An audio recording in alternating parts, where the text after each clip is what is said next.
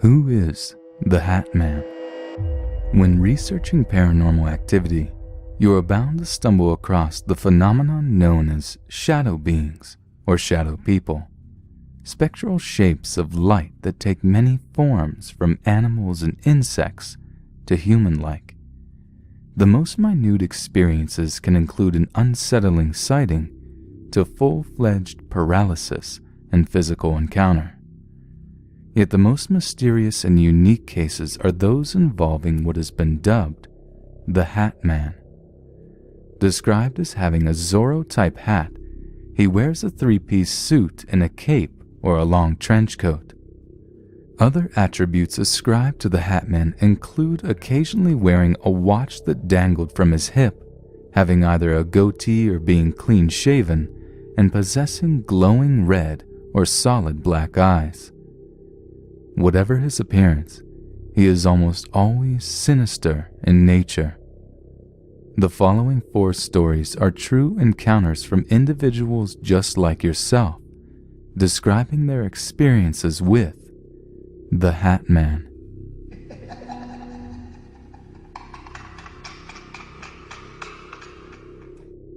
These experiences have confused and befuddled me for years.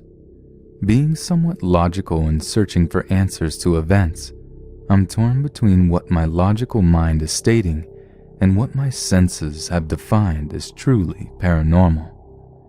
There are several members here who can identify with the ability to see spirits with the mind's eye, and it's this ability that has me questioning my logic. We all know about sleep paralysis and the dreamlike hallucinations one can have upon waking and finding oneself without the ability to move or speak. But what about when it occurs prior to falling asleep? Perhaps I should elaborate. There have been times when soon after I lay down to sleep, sometimes only seconds after, I can visualize and sense a presence. Normally, he is standing close behind me, although many times I've seen him standing in a doorway to the room I'm in. He is who most of us call the Hat Man, and he gives off a very terrifying vibe. He is pitch black, wears a wide-brim hat and a trench coat. He never moves, neither closer nor further away.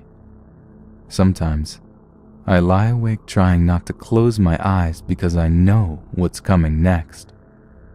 Soon after the visualization, my ears begin to ring, my head starts to buzz, and from there the buzz takes over my body and sends me into paralysis. I feel like he's trying to gain access to my innermost thoughts and emotions. Not possession, mind you, but more like being read. I should mention that one of my biggest fears is being smothered or drowned, and the feeling I get during an episode is that of being buried alive. Not the physical sensation of pressure, but that I'm running out of air. I've had these episodes most of my life, way before I knew what a shadow person or who the Hat Man was. Words can express the fear that overtakes me when I hear the activities of others in the area and am powerless to alert them. There have been times when the ringing in my ears begin, then the vision. The only time I can control the progress of the paralysis is during the ear ringing. Once the buzz comes, it's too late. I haven't had an episode in quite a while, but I feel it's because my discovery on how to gain control of the situation.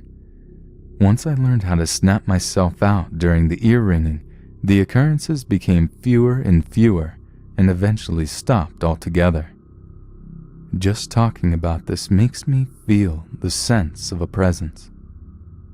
I will say no more, but I can already hear the ringing.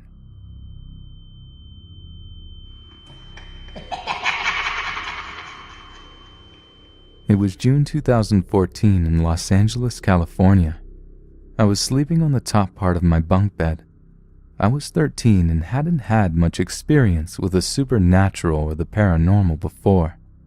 I was lying on my back and my knees were up and my feet flat on the mattress.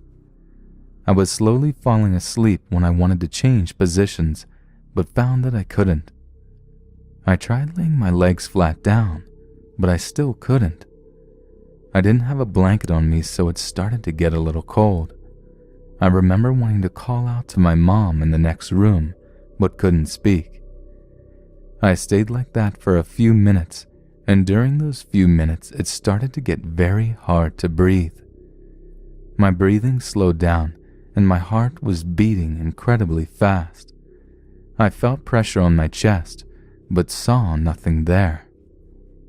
Once I was let out of this strange control, something told me to look down at my room floor, and I remember seeing a shadow figure. The night light in my room was on so I could see it clearly. It was like a shadow, and it was male.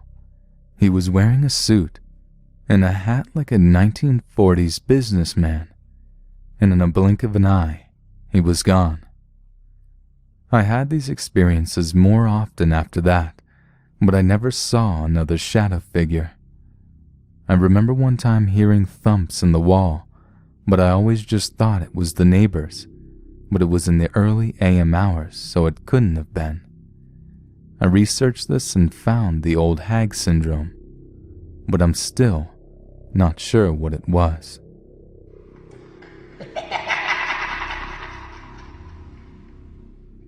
I've been learning an incredible amount about shadow people lately. I never knew others had seen the same thing. I live in Coffeyville, Kansas, and I moved into an apartment building built in the 1920s. It, along with the Midland Theater next door, are known for paranormal activity. I've lived here 12 years and met the Shadow Man soon after I moved in. At first I'd see movement, but really never looked. As I started looking when I first realized something was there, a dark shadow of a man would walk across the room along the east wall.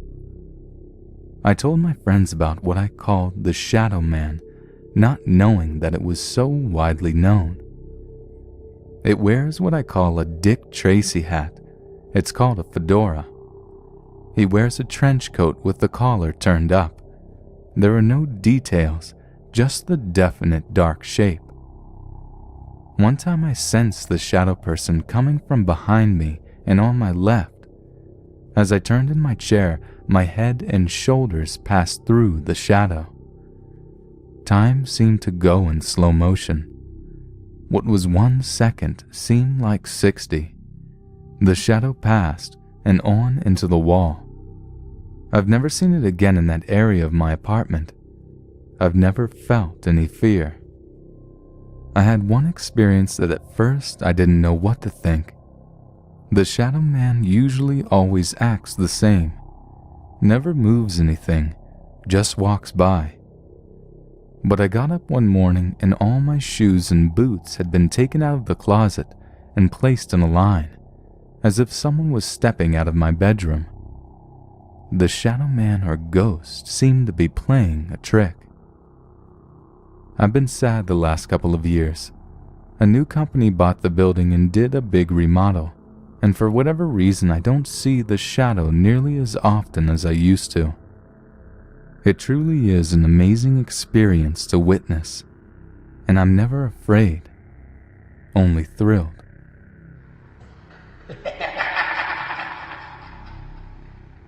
This happened in the late 80s or early 90s. My brother and I were on our way home from Prudential Hollow.